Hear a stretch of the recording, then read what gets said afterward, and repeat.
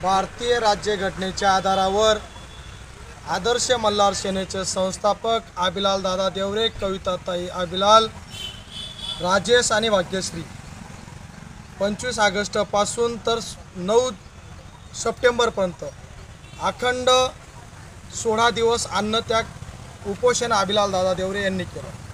देशाचे प्रधानमंत्री 3.5 कोटी तरुणांना रोजगार देणार असं स्वातंत्र्य दिनाच्या दिवशी घोषणा करतात।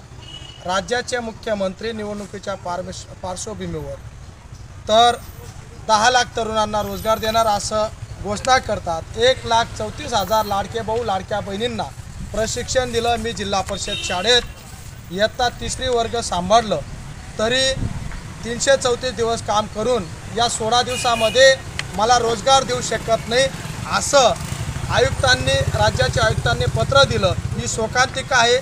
मी भारतीय राज्यघटनेच्या कलम 14, 16, 19, 21, 21, 23, 39, 41 या कलमांच्या आधारावर तसेच वस्ती शाळेतील 12वी पदवीधर तरुणांना पोस्टाद्वारे शिक्षण दिलं होतं आणि त्यांना शिक्षक म्हणून काम दिलं।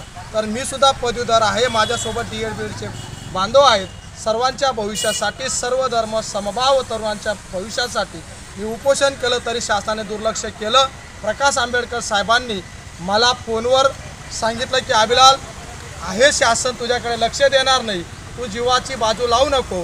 16 दिवस झाले, आता 17वा दिवस हुकणार आहे, तू उपोषण सोड, आपण कोर्टात जाऊ आणि तुम्हाला न्याय देऊ। त्यांच्यावर विश्वास ठेवून मी उपोषण थांबवलं।